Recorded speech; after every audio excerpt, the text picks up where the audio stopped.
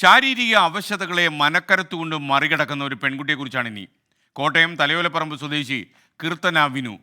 Spinal muscular atrophy ബാധിച്ച കീർത്തന പഠനത്തിലും പാഠ്യേതര വിഷയങ്ങളിലും മിടുക്കിയാണ്. ഇപ്പോൾ നാഷണൽ മിൻസ്കം മെറിറ്റ് സ്കോളർഷിപ്പ് നേടിയിരിക്കുകയാണ്.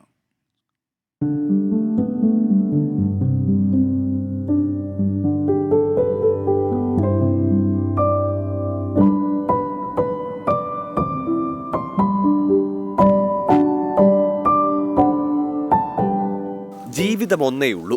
അത് വീടിനുള്ളിൽ ഒതുങ്ങിക്കൂടാനുള്ളതല്ല എന്ന് നന്നായി അറിയാം ഈ പെൺകുട്ടിക്ക്. അതുകൊണ്ട് തന്നെ തന്റെ സ്വപ്നങ്ങളെയെല്ലാം കയ്യെത്തിപ്പിടിക്കുകയാണ് കീർത്തന എന്ന 8ാം ക്ലാസ്സുകാരി.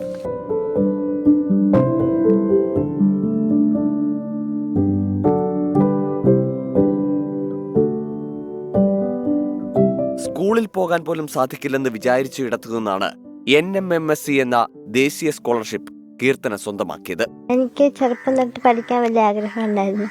4ാം ക്ലാസ്സിൽ LSS എഴുതി, അത് കിട്ടി. പിന്നെ USS എഴുതി, അതും കിട്ടി. ഇപ്പോൾ NMMSും കിട്ടി. അതിൽ ഒരുപാട് സന്തോഷമുണ്ട്. അച്ഛനും അമ്മയും വീട്ടുകാരും ടീച്ചർമാരൊക്കെ ഒരുപാട് സഹായിച്ചിട്ടുണ്ട്. ചെറുപ്പത്തിൽ തന്നെ സ്പൈനൽ മസ്കുലർ അട്രോഫി എന്ന രോഗം അരയ്ക്ക് താഴേക്ക് തളർത്തി.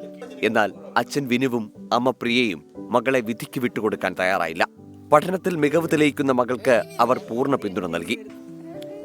ഞങ്ങളുടെ മോൾക്ക് വയ്യാത്താണല്ലോ, അപ്പോൾ ഇങ്ങനെ ഒരു കുഞ്ഞിന് ഇതുപോലൊരു സ്കോളർഷിപ്പ് കിട്ടുന്നത് വെച്ചാൽ വളരെ സന്തോഷമുള്ള കാര്യമല്ലേ.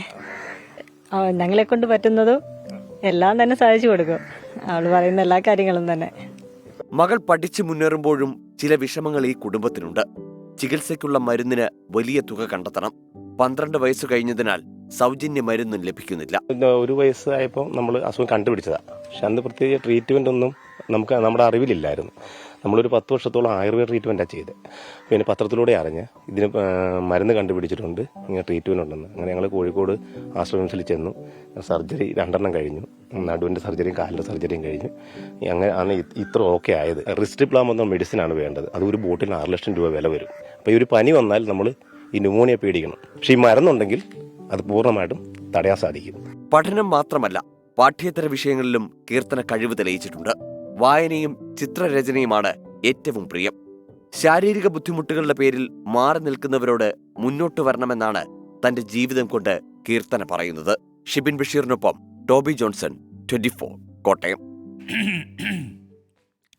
പ്രേക്ഷകർക്ക് വീണ്ടും സ്വാഗതം.